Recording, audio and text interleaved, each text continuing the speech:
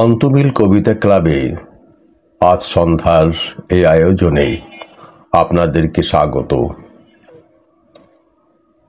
প্রতিদিনের মতো আমি আছি আপনাদের সঙ্গে শক্তি চট্টোপাধ্যায়ের কবিতা নিয়েই।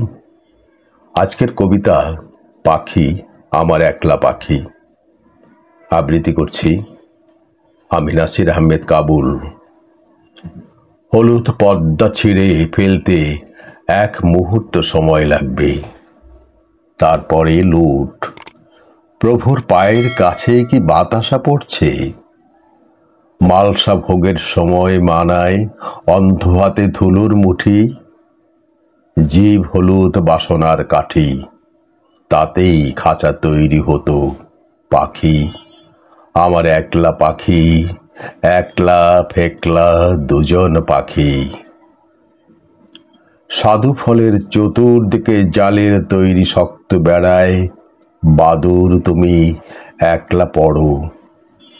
আমি দাঁতেই কাটছি সুতো, ঢুকবো সমুদ্র লেগুনে নীল জলে লুটোচ্ছে মোহ।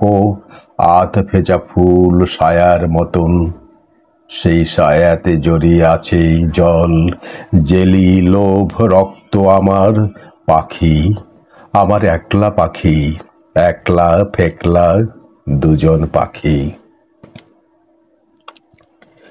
বাবার হাতে তৈরি আমি, এক মুহূর্তে ভাঙব পিঠের উল্টে রাখা সাধের সিন্দুক।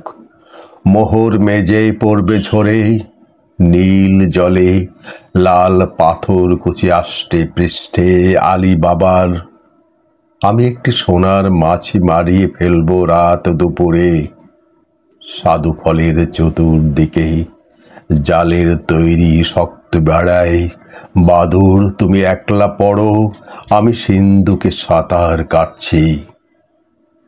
পাখি আমার একলা পাখি, একলা ফেকলা দুজন পাখি। লাগছে ভালো সারা জীবন খাঁচার মধ্যে বাসনা কাঠি ঘিরে রেখেছে ন্যাংটো শরীর। এদেশে কাপাস ফলে না, খাদ্য জলের নেই ব্যবসায়।